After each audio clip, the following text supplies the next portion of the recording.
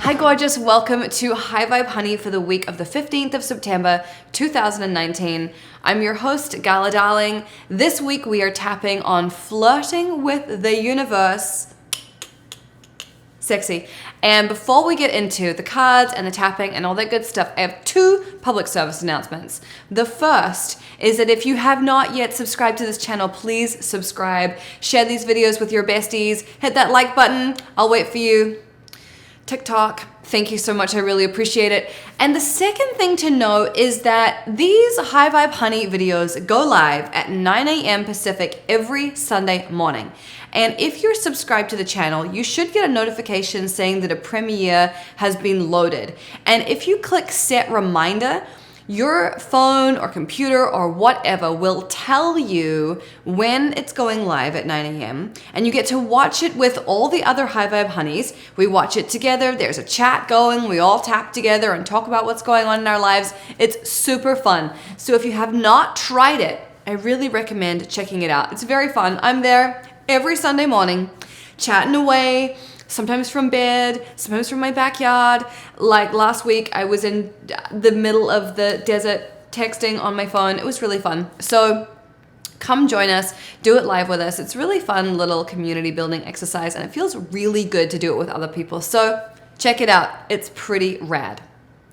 Now, like I said, this week's tapping is about flirting with the universe and allowing yourself to feel joy right now, which is a pretty sexy thing to tap on if you ask me. And that may sound a little bit esoteric to you right now, but don't worry, I'm gonna break it down for you and you're going to love it. So check this out. So our first card of the week is the Knight of Cups. And the Knight of Cups is a very sexy, flirtatious, romantic card. The cups, as you know, are all about emotion. And the Knight of Cups is like the messenger of emotion. So what this means is interesting invitations, surprise flirtations, fleeting romances, good times. Now here's the thing about the Knight of Cups. He is not always the most long-lasting lover.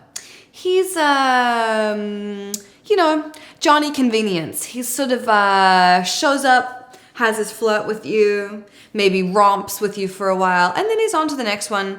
And honestly, that's okay. So last week I was talking about dating and how if we want romance to be an important part of our lives, to make some goals around it and to get ourselves out of the house and all of that stuff. And so many of you said that you felt fucking seen by that comment because you were like, oh yeah, I don't leave the house, fuck. So the second level of, approaching romance with a fresh perspective and feeling really good about it is to not be obsessed with finding the one or desperately searching for your soulmate. Because when we do this, we're like looking through dating profiles or whatever and you're like, could he be the father of my children? I don't think so. And like nobody is gonna hit the mark on that. Like honestly, even the people that you end up with, that you have a good relationship with, you probably in the beginning were not like, oh, this person is going to be a great lover of mine. Like, how would you ever know? So what I want to suggest to you is that if you're re-entering the dating world, and this is advice for me as much as it is for you, it's important to have fun. So don't be scrolling through people or meeting people at parties and being like, do you have every single thing on my checklist? And instead think like, is this someone that like makes me feel good to be around? Is this someone that I'm curious to know more about? Is this someone that like I'm having a good time with? And it's okay for it to just be that deep. Not everything has to be the great love saga of your life. And the truth is that when you're looking for the great love saga of your life, it seldom shows up. But when you're committed to having a good time and exploring and being curious and having an adventure, that's when these things come to fruition. So the Knight of Cups is very much like just Mr. Good Times, and that's okay. It's okay to meet Mr. Good Times or Ms. Good Times occasionally and be like, yeah, you know what, that's fine. So I guess my advice to you is not to take it so seriously. Love is like it's important, but I wouldn't say it's a serious topic. It's a fun topic. It should be something that makes you feel good when you think about it, not something that makes you feel stressed and like, oh, I have 5 more gray hairs today. So that's my advice to you. So with the Knight of Cups showing up, that's literally what he's reminding us of, just like to approach romance in this fun, lighthearted fashion. Now, similarly, if you're already in a relationship and shit is ticking over and you are happy, or you're not in a relationship and you're not interested in being in one right now, the Knight of Cups applies to romance as much as it does to creativity. So what I just said about romance applies to creativity. If you have an idea and it feels fun and good, then act on it. You don't have to think of it as like, is this gonna be my next bestseller? No, fuck that. Just create the thing, write the thing, paint the thing because it makes you feel good. Not because you think this is gonna be my meal ticket. Never works that way, right? Never works that way. It's always like something is born out of true inspiration, and that's what we have to follow. So, like I said, if you're not in the romantic market, that's awesome. Apply this to your creativity instead. Our second card of the week is the 10 of Swords in the reverse position, which is honestly a good way for that card to show up.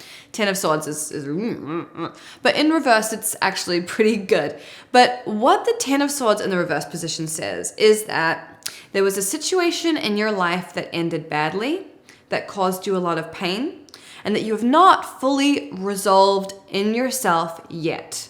So what this card is telling us to do is to pay some attention to that.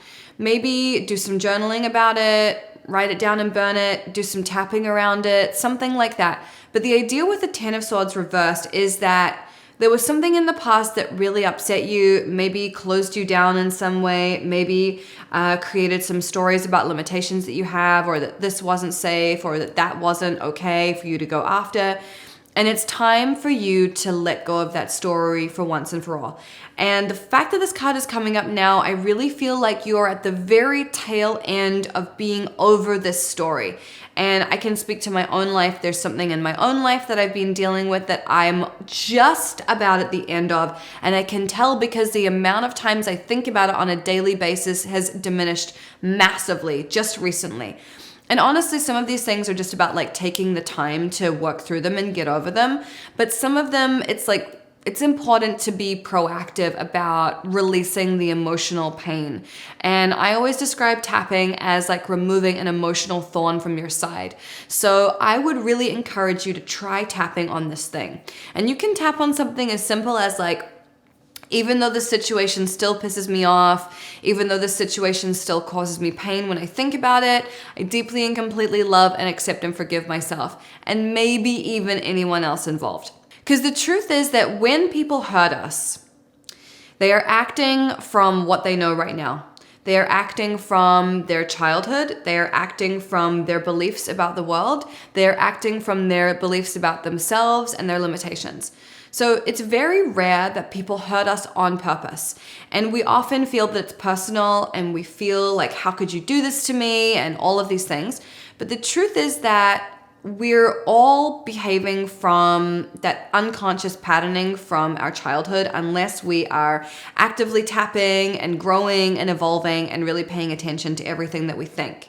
So even though this situation may have caused you pain in the past, I want you to remember that it wasn't about you.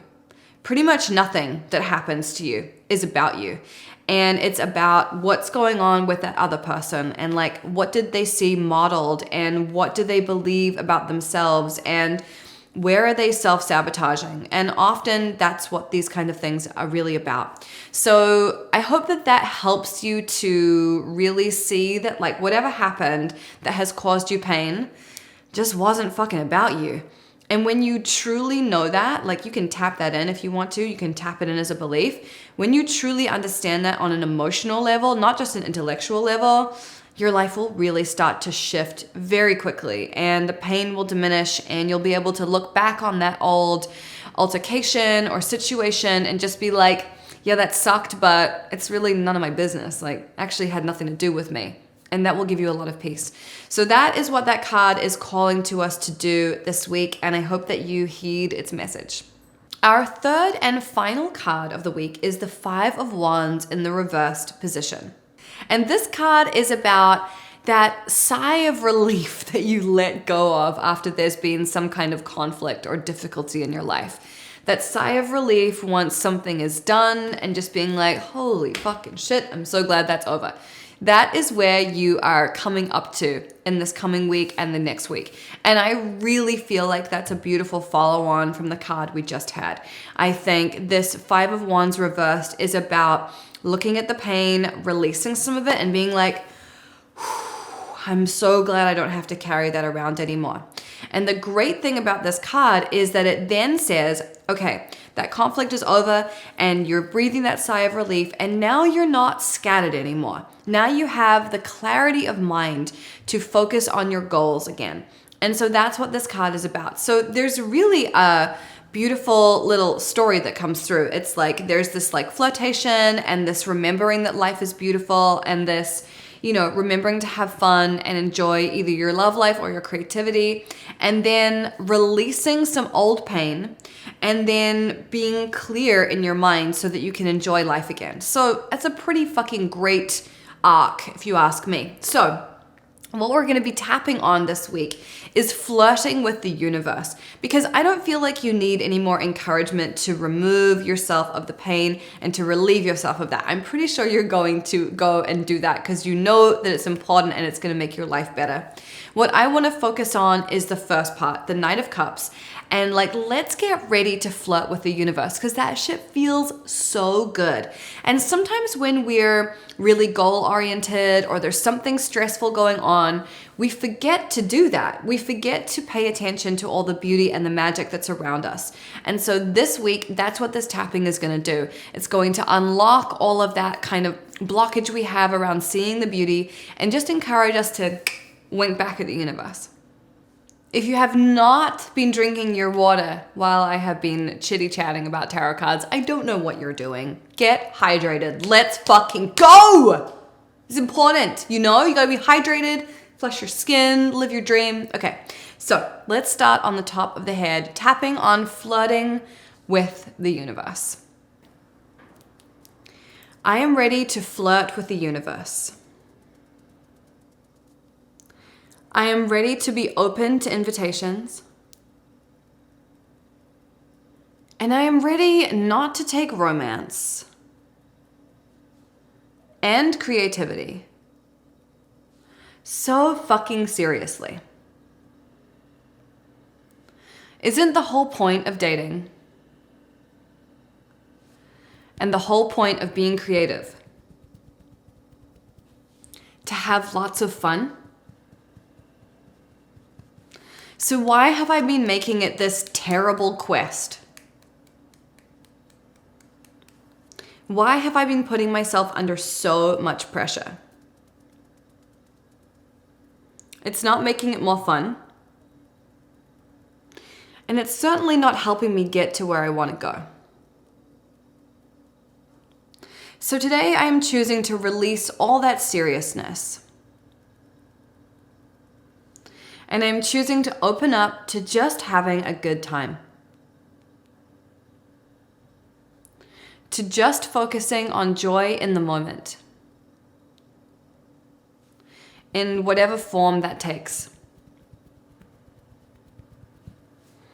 Maybe this week I will say yes to unusual invitations.